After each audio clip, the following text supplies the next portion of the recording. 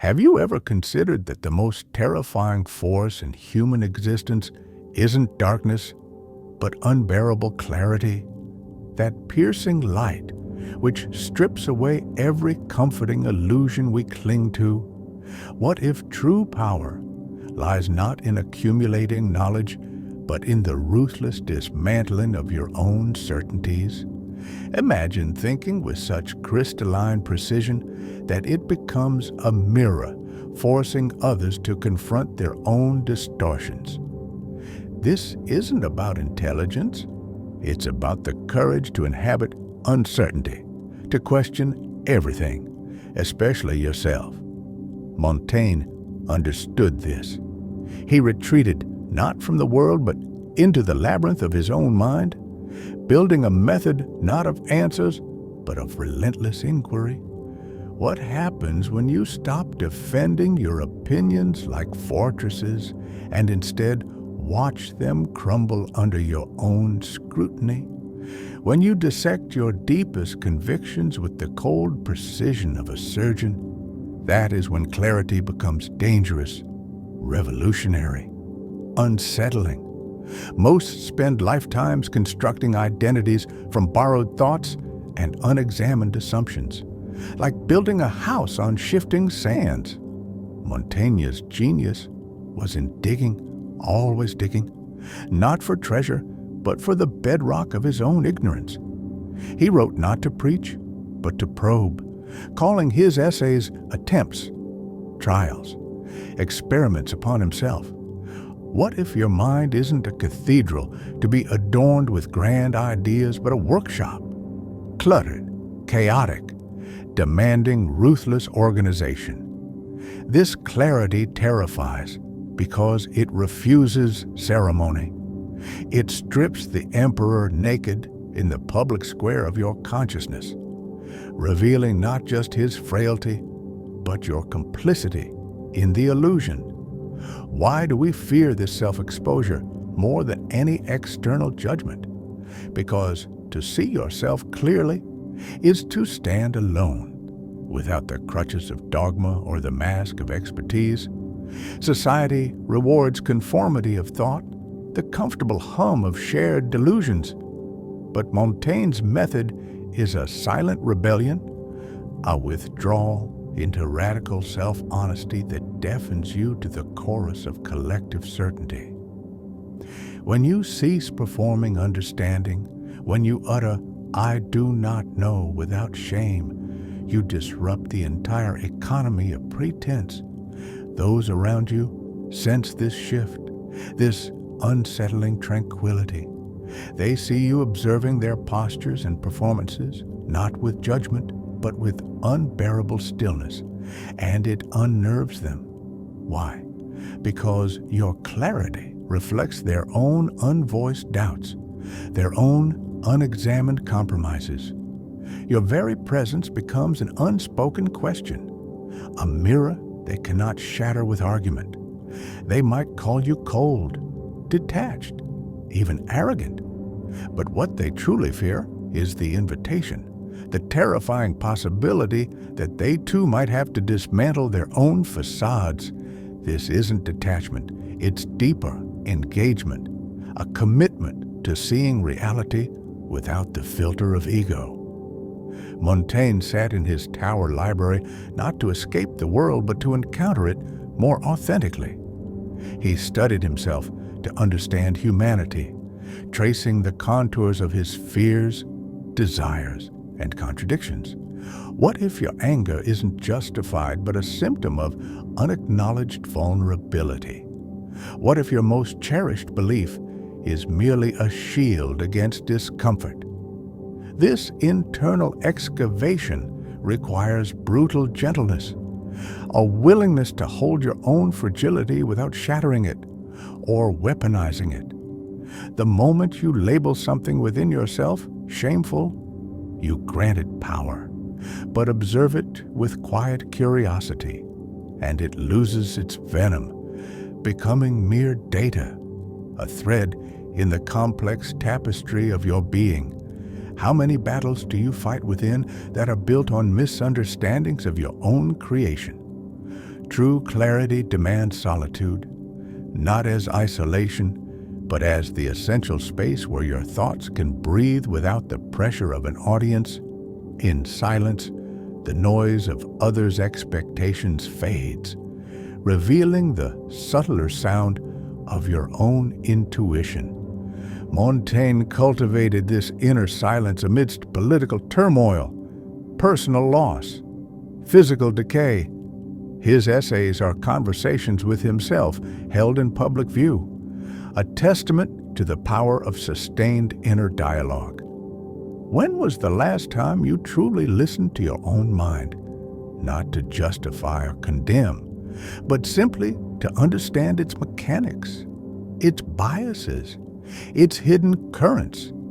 This is the foundation, becoming a stranger to yourself so you might finally become familiar. What parts of you have you exiled because they didn't fit the narrative? What truths have you buried because they demanded change you feared to make? Before we continue, this type of video takes time and effort. If you enjoyed the content and want to support me, you can do so through Super Thanks. Thank you to everyone who appreciates the effort. Let's complete the journey together. The world mistakes verbosity for wisdom, filling voids with words to escape the discomfort of not knowing. Montaigne's clarity disrupts this economy. His method replaces certainty with inquiry, dogma with doubt, finality with fluidity. He didn't seek conclusions but embraced the unfolding process of understanding. How exhausting is the performance of omniscience, the constant strain of defending positions adopted out of habit rather than conviction. What liberation lies in admitting, this is my current understanding, and it may change. Such humility isn't weakness, it's intellectual courage. It terrifies the rigid mind because it exposes the prison of their own infallibility. When you refuse to argue, refuse to defend, and instead respond with, "Help me see what I'm missing," you disarm the entire theater of intellectual combat, leaving only the raw, uncomfortable potential for genuine insight. Notice how institutions crumble when examined with Montaigne's gentle skepticism, not through force, but through simple, relentless questioning. Why must it be this way? What if the opposite were true? Who benefits from my belief in this? These aren't attacks. They are surgical tools, peeling back layers of inherited thought to reveal the living tissue beneath. Your clarity becomes dangerous when it asks questions everyone else is too invested to voice. It exposes the invisible architecture of control built on unexamined traditions. When you think clearly, you see the strings, not just those attached to you, but those others cling to for dear life. And in seeing them, you cannot unsee, nor can you pretend they grant freedom. What then? Do you cut them, or simply stand there holding them loosely, aware of their weight and their illusion? Montaigne studied the body with the same curiosity as the mind, his kidney stones as worthy of contemplation as Plato's dialogues. This integration is vital. Clarity isn't an abstract exercise.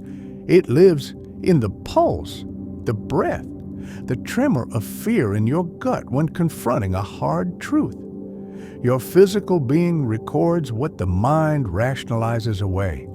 That knot in your stomach when you lie, the flush of heat when you defend an untruth, these are the compass needles of clarity. Learn to read them not as weaknesses to suppress, but as messengers. What is your body trying to tell you that your mind refuses to acknowledge? This somatic honesty terrifies a culture addicted to dissociation. It demands presence, a full inhabitation of your being that makes evasion impossible. How long can you ignore the dissonance between what you profess and what you physically experience? The greatest obstacle to clarity is the ego's desperate need for coherence, its insistence on weaving every experience into a flattering self-portrait. Montaigne shattered this, documenting his contradictions without apology. "I may contradict myself," he wrote, "but I do not contradict the truth. What if your inconsistencies aren't flaws but data points, revealing deeper patterns you've ignored? Your jealousy, your pettiness, your irrational fears, observe them not with judgment, but with the detached curiosity of a naturalist studying a rare species, yourself. This self-acceptance is revolutionary. It dissolves the fuel for self-deception. When you no longer fear your own shadows, others lose the power to weaponize them against you. How would your relationship shift if you owned your complexities without shame? How would your decisions change if they emerged not from defending an image, but from aligning with observed reality? Around us, a storm of distraction, endless noise designed to drown out inner silence. Montaigne's method is an anchor, not by adding weight, but by removing debris. It asks, what are you filling the void with that prevents you from hearing your own thoughts? Information isn't wisdom. Accumulation isn't understanding. True clarity requires subtraction, stripping away the non-essential to reveal the fundamental questions. What do you truly value, not what you were told to value? What do you genuinely desire, not what you believe you should desire? This process feels like loss, like standing naked in an empty room. That's why few dare it. They mistake the emptiness for poverty rather than potential. What might emerge in that silence if you stopped running from it? If these words resonate, if they stir something restless within you, consider anchoring here. Your engagement fuels this exploration, liking, subscribing. It's more than support. It's a signal, a shared recognition that these depths are worth plumbing together. Now, where were we? Montaigne understood that the examined life requires constant recalibration.